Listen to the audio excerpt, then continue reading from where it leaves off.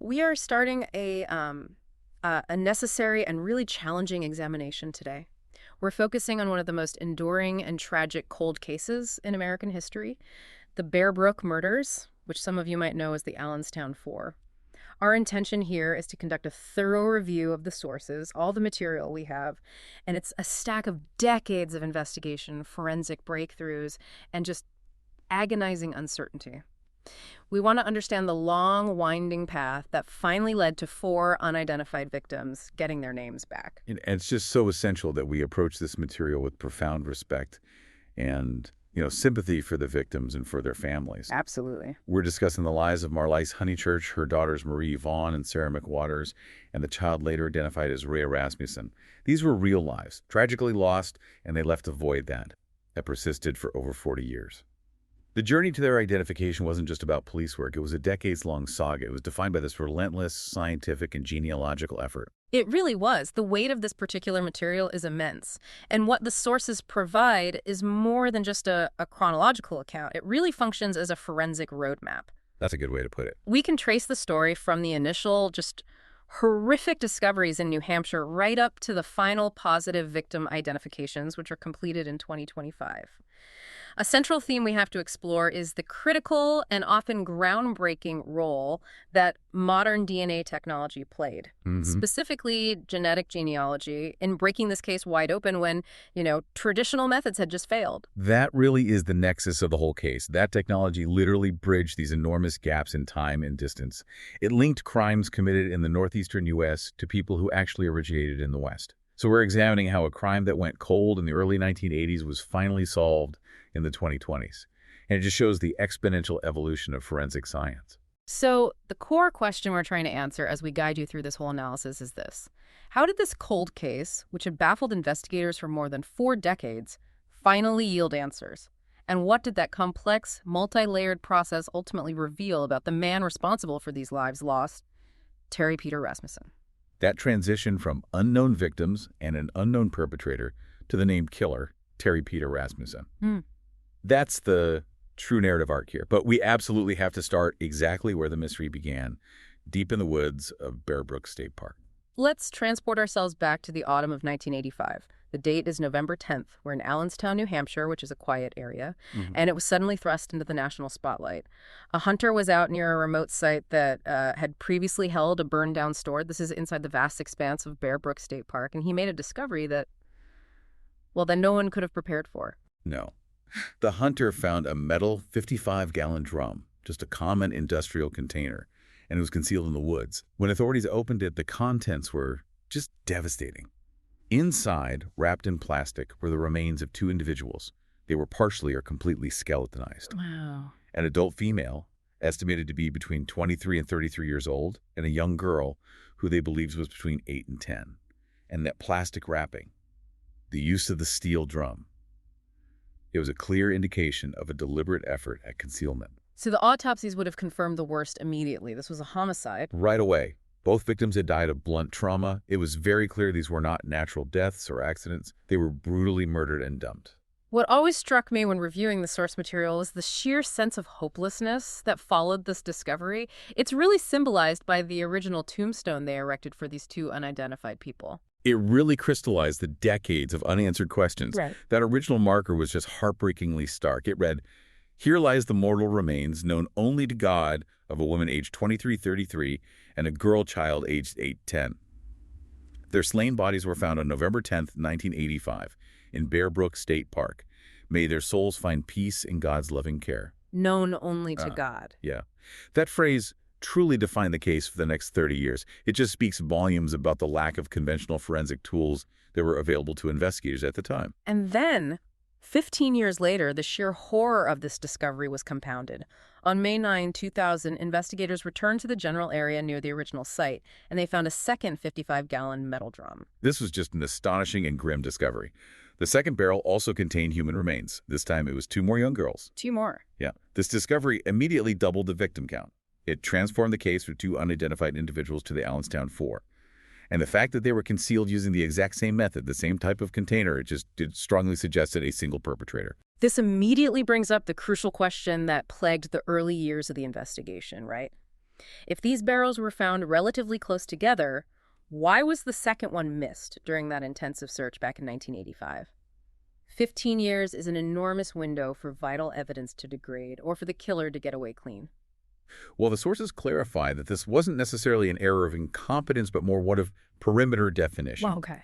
Investigators later stated that the second drum, while it was nearby, was located outside the established perimeter of the initial crime scene investigation that they conducted in '85. It really underscores the challenges of forensic work in these vast outdoor natural environments. Sure. Over those 15 years, things shift. Vegetation grows, weather changes the terrain. It makes it incredibly easy to overlook something so well concealed, even a large drum. So by the year 2000, police now have 4 victims, all seemingly connected. What was crucial about the timing they established? Based on all the forensic evidence, the decomposition rates, police ultimately concluded that all 4 murders, the adult and the 3 children, are believed to have occurred around the same period, roughly between 1977 and 1981. That's a pretty tight window. It is, and that narrow window became vital for trying to link them to missing persons reports. And crucially, the cause of death was consistent across all the victims. Yes. Confirmation came quickly. The cause of death for all the children was also blunt force trauma, just like the adult woman, The same method. the exact same brutal method, and this established a clear link even before any genetic confirmation of a family unit was available. So that timeline, 1977 to 1981, was now the narrow focus. They were just trying to match these bodies to disappearances from that era. So once the bodies were found, the immediate necessity was identification. And in the absence of names or dental records that matched any existing files, the earliest phase of the investigation relied purely on skeletal forensics. Trying to build a human profile from the remains. Let's detail what investigators knew about these victims before their identities were confirmed, just to illustrate the sheer difficulty of the task they were facing. Right. So the initial profile for the adult, who we now know as Marlise Honeychurch, determined she was Caucasian. But they thought possibly it was some Native American ancestry that the common feature investigators explored when bodies remained unidentified. Her estimated height range was quite broad, between 5'2" and 5'7". But the most promising piece of evidence was her dental record. Oh. She had significant, extensive dental work, multiple fillings, and 3 extractions. You would think that sort of significant dental work would be a fast track to identification. Assuming she had dentists who kept records, why wasn't that enough? And that's the puzzle, isn't it? It suggests a couple of possibilities. Either she was highly transient, receiving dental work across multiple states where the records were never consolidated, or perhaps the records simply didn't exist in the necessary databases at the time. And there's another possibility. Yes. If she was using an alias, as her killer was, any dental records she did have might have been under a name that didn't match the missing person's files. So it's a dead end. So turning to the girls, the oldest, Marie Vaughn, was estimated to be between 5 and 11 years old. And she presented a few distinctive features from what I understand. She did. She showed signs suggesting she had suffered from pneumonia at some point. And critically, she had specific dental features: a crooked front tooth and a diastema. That's the gap, right? Exactly, that noticeable gap between the top front teeth. She was also found wearing 2 earrings in each ear, which indicates maybe a cultural or familial detail. But significantly, she had no dental fillings. This suggested either a younger age or just excellent dental health, which again limited the paper trail. The child initially referred to as the middle child, who we now know as Terry Rasmussen. She presented a unique problem, mainly because she was ultimately confirmed to be unrelated to the others. What did they know about her? Rhea was estimated to be between 2 and 4 years old, with brown hair and about 3 feet 8 inches tall. She had an overbite and also a noticeable gap between her front teeth. Investigators also suspected she may have suffered from anemia, which could indicate possible long-term nutritional issues. And there was also some confusion around her lineage early on, which really highlights the early limitations of DNA analysis. Exactly. The initial DNA analysis suggested she was primarily Caucasian, but with slight Asian, African, and Native American heritage. This conflicting, sort of ambiguous result only added to the confusion. However, the updated testing that was conducted much later, around 2024, provided definitive clarity. And what did that show? It confirmed she was of full European descent, and that progression shows how forensic science itself had to evolve to correctly interpret the victim's background. And finally, the youngest girl, Sarah McWaters. Sarah was estimated to be only 1 to 3 years old. She was found with long blonde or light brown hair, and she too had a gap between her front teeth, a physical feature that was shared by 2 of the 3 children. Initially, all 3 girls were thought to have some Native American heritage, although their complexions were generally light or European American. Again, it just demonstrates the challenges of making definitive ethnic calls based on skeletal remains alone. And to try and break through this anonymity, the National Center for Missing and Exploited Children, NCMEC, they conducted multiple facial reconstruction efforts. They released versions in 2013 and again in 2015. These reconstructions were absolutely vital for keeping the case in the public eye, but they perfectly illustrate the limitations investigators were working under. The sources note that these visual aids had to heavily incorporate the victim's dental information. The alignment and spacing of their teeth drastically influenced the appearance of their faces. So if the dental records were wrong, the face would be wrong. And it's a sobering thought that they had to be released only in black and white. Correct. They simply could not determine their actual skin tones or eye colors from the skeletal remains. So investigators had all this precise physical dated dental records, estimated ages, trauma details, but the fundamental information, their names, remained elusive. Despite high-profile media coverage across the U.S. and Canada and hundreds of leads pursued, they were repeatedly thwarted. We know at least 10 possible identities were investigated and definitively ruled out before the real breakthrough occurred. So the case moved into this critical new phase around 2014. The focus shifted from trying to match physical descriptions to using internal biological evidence. This is where DNA technology provided the first concrete, undeniable answers. This is the turning point, absolutely. The key finding came via mitochondrial DNA or mitoDNA profiling. This was between 2014 and 2015, and this is a special type of DNA that is inherited only through the maternal line. So let's break down that technology for a moment for our listeners. MitoDNA is passed down essentially unchanged from a mother to her child. So what did the tests confirm? The test confirmed a maternal link between 3 of the 4 victims: the adult woman, the oldest girl, and the youngest girl. Right. This meant they were related through the female line. So initially they thought mother, aunt, or sister. And then they refined that. By 2015, yes. Advanced nuclear DNA testing solidified this. It proved the adult woman was the biological mother of those 2 specific girls, Marie and Sarah. This meant they were now looking for a family unit that had vanished together. And here's where the investigation fundamentally changed. This crucial realization meant 3 of the victims formed one family unit. But it simultaneously highlighted the profound isolation of the 4th victim, Rhea, the middle child. She was confirmed to be entirely unrelated to the mother and her 2 daughters. That finding was a breakthrough and a complication all at once. Now, police were essentially hunting for 2 different missing persons cases that were linked by a single perpetrator and a single dumping site. They had the DNA to confirm the connections. But no names. Exactly. Beyond the biological relationships, investigators employed another advanced technique that speaks to geographical mobility: isotopic evidence. For the audience, how does that work, and what did it tell investigators about the victims' lives? Isotopic analysis is truly fascinating. It measures the chemical signatures, specifically stable isotopes of elements like oxygen and strontium that are left in a person's bones and teeth. Okay. These elements are absorbed through the water and food you consume, and since the geological composition varies across the globe, the signatures act like a chemical passport. They can pinpoint where a person lived at different stages of their life. So what did the isotopes tell them about the family unit, Marlise, Marie, and Sarah? The forensic information suggested that the mother and her 2 related children, the Honeychurch family, had resided in the northeastern United States, and for a period ranging from just 2 weeks to 3 months immediately before their deaths. Wow, that's specific. It was a vital clue. It suggested they had recently moved to the area where their bodies were found, placing them near New Hampshire shortly before the murder. But the isotopic profile for the unrelated child, Terry Rasmussen, offered a wildly different and initially confusing picture. It did. It further emphasized her separation from the others. Initially, forensic testing for Rhea suggested she spent most of her childhood either in the upper Northeast or the upper Midwest. Wisconsin was even mentioned as a possibility. However, later, a more refined analysis in 2019 complicated this. It suggested she most likely originated from arid areas far away, like Arizona, Texas, California, or Oregon. So why the conflict in the data? What did that reveal about early forensic testing versus later refinement? It revealed that initial broader isotopic testing can suggest a region, but later, highly refined analysis combining isotopes with other trace elements in geological databases could get much more specific. The conflicting data pointed toward a life of significant movement before her death, and crucially, those Western origins like California and Arizona would become highly relevant once the killer was identified.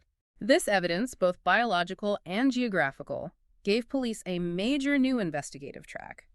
And the most startling biological clue about the unrelated child's background confirmed a direct link to the man they would later realize was the killer. That single link was the anchor. The investigation was able to conclusively determine that the middle child, Rhea, was fathered by the man then only known by the alias Robert Bob Evans. Oh. This was achieved by comparing the child's DNA with samples taken from the male figure they suspected. It was a crucial moment that transitioned the investigation from identifying victims to identifying a suspect. With that link established, the narrative takes this massive turn in 2017. The focus shifts aggressively from simply identifying the 4 victims to identifying Bob Evans and connecting him to other known disappearances. This is where the sheer scale of the killer's deception truly comes to light. In January 2017, the investigation officially connected the disappearance of Denise Bowden from Manchester, New Hampshire to the Allenstown murders. Bowden had disappeared around Thanksgiving 1981, along with her young daughter and her then-boyfriend. Robert Bob Evans? Robert Bobbins. And Manchester is geographically close enough to Bear Brook State Park to make that connection highly suspicious. But DNA testing quickly established a key detail. The adult Bear Brook victim was not Denise Bowden. Correct. Marley's Honeychurch was not Bowden. However, the connection to Bowden was still vital, because it provided a definite identity for the child that Evans had later abandoned in California 5 years later.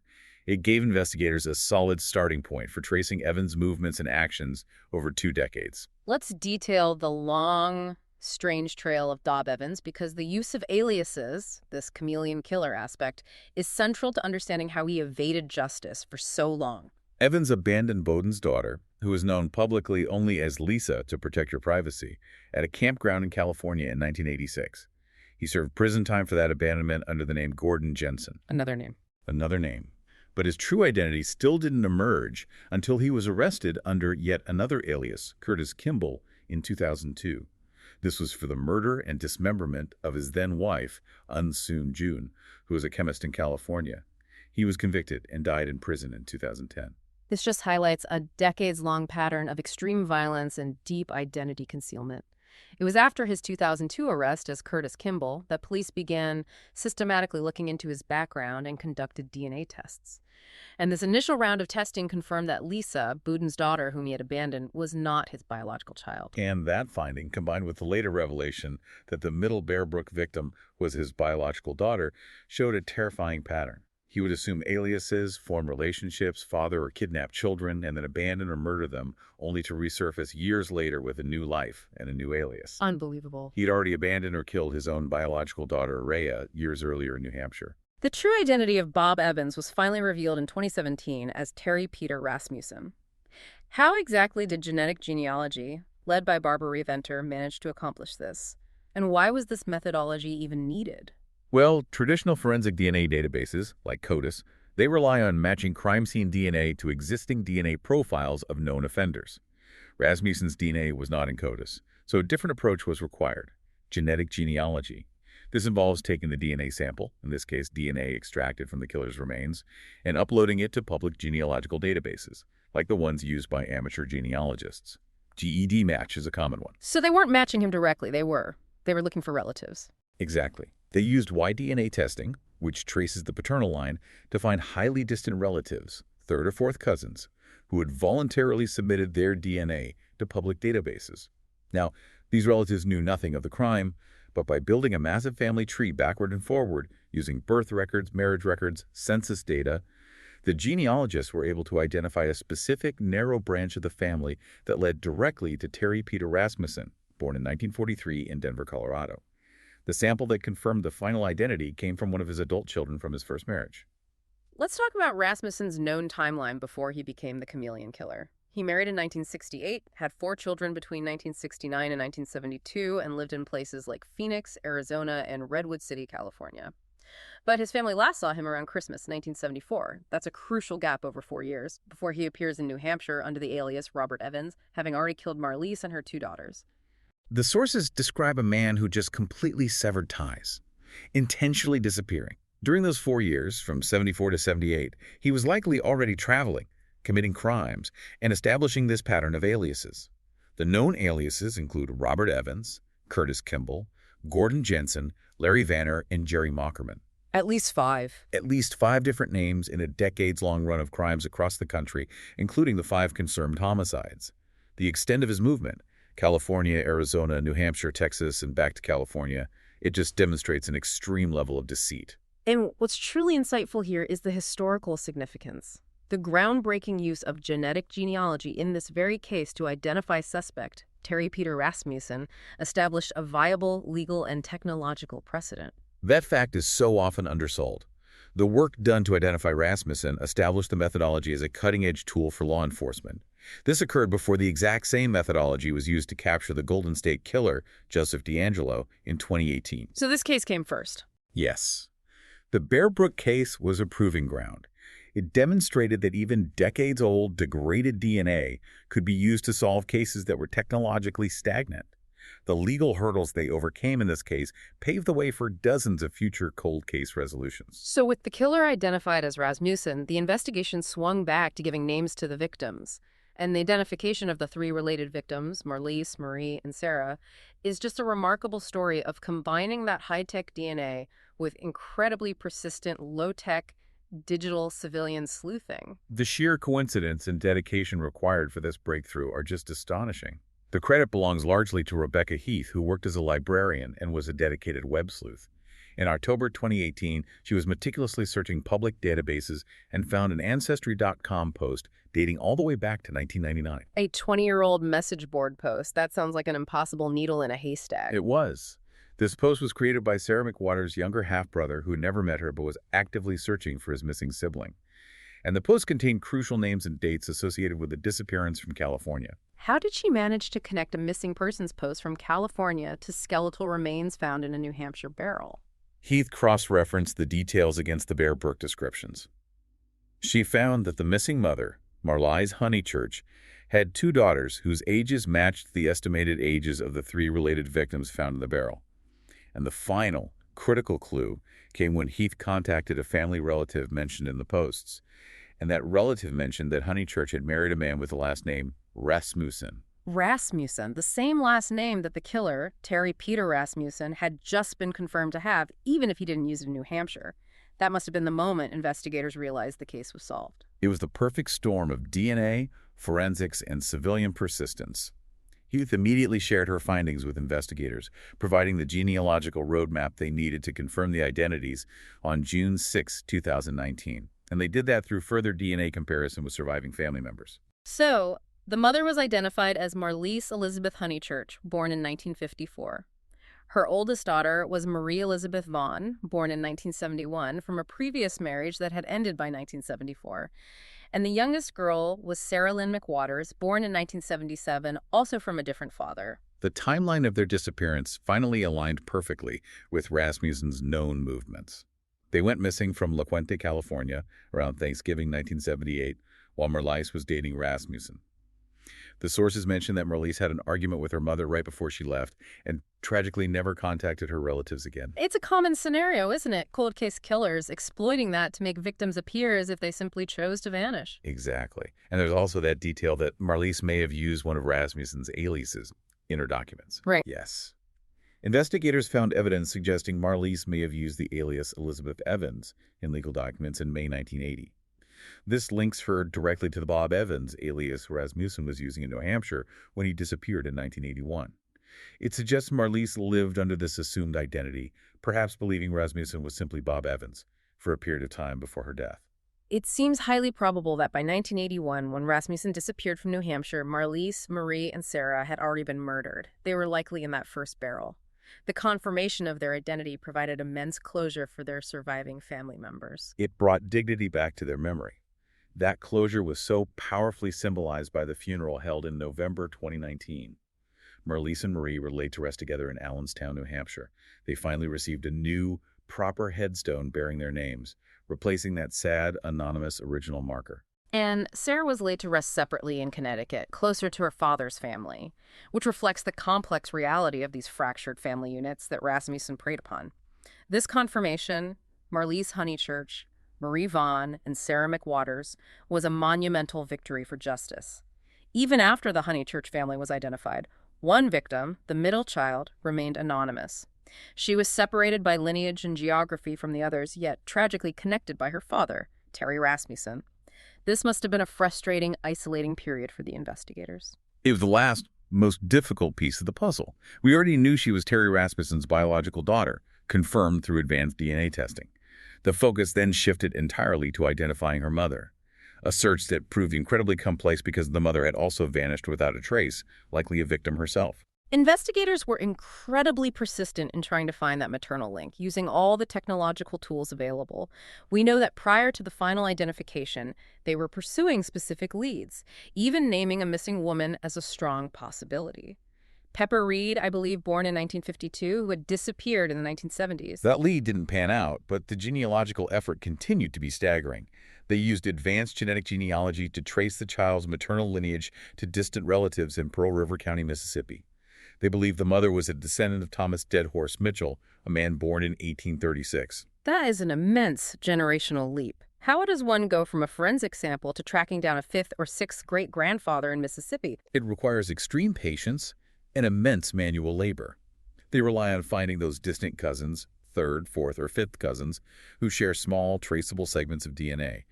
They then build these enormous family trees, sometimes containing thousands of individuals, working backward through vital records, probate records, church documents to find common ancestors.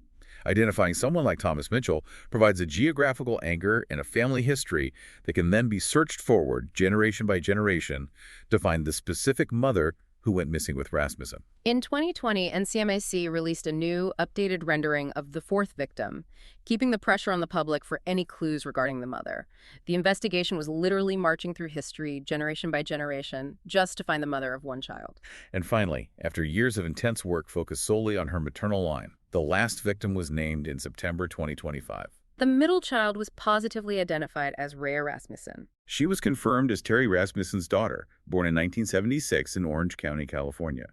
This final identification confirmed the link between Rasmussen's movements in California, where he had lived with his family, and Denise Bowden, and his subsequent crimes in New Hampshire.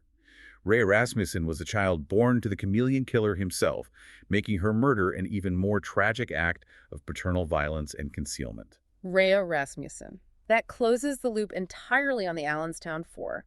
It connects four lives: a mother, her two daughters, and the killer's own daughter, all murdered and hidden together in two barrels. A profound and horrifying act that spanned 40 years of silence. And if we look at the broader significance, the identification of Terry Peter Rasmussen via genetic genealogy stands as a monumental moment in forensic history. It's a foundational case that proved this technology works.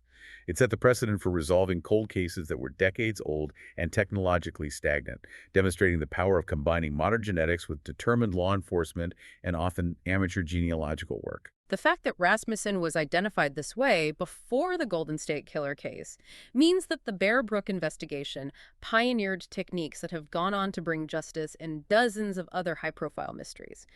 It's a bitter legacy for the victims, but an incredibly important scientific and investigative legacy for the future of cold case work.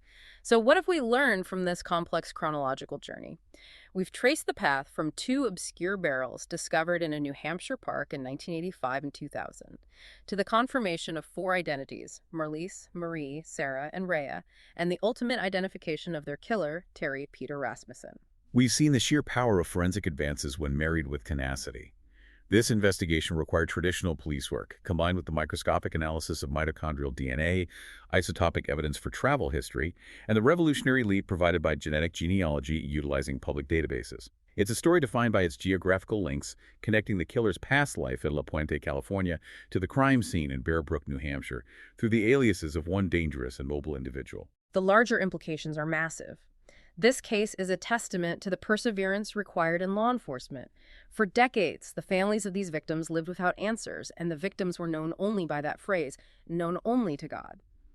Now, through the application of increasingly sophisticated technology, cases previously deemed unsolvable are finally yielding results and providing that long-awaited closure. And what's truly compelling here is that the knowledge didn't come easily or instantaneously. It required an amateur civilian, a librarian, to spot a crucial decades-old online post. It required DNA specialists to develop and implement methodologies that were brand new. And it required investigators to hold on to the smallest, most difficult-to-interpret clues for 30 years until the technology finally caught up to the evidence. As we conclude this thorough analysis, let's reflect on the full scope of the killer. Terry Peter Rasmussen was confirmed to be the chameleon killer, a man known to use at least 5 different aliases. Robert Evans, Curtis Kimball, Gordon Jensen, Larry Vanner, Jerry Mockerman over decades. He traveled across the country and is confirmed to be responsible for at least 5 homicides. This raises an important question for you, the listener, to consider. Given his documented history of movement, violence, and identity concealment, how many other unidentified victims might still be out there, connected to his other aliases and unknown whereabouts between 1974 and his final arrest? The resolution of the Allenstown Four provides immense closure for those 4 families, but the story of the chameleon killer likely has further, yet unwritten chapters in other cold case files scattered across the United States. We appreciate you engaging with this difficult and important material today. Thanks for listening.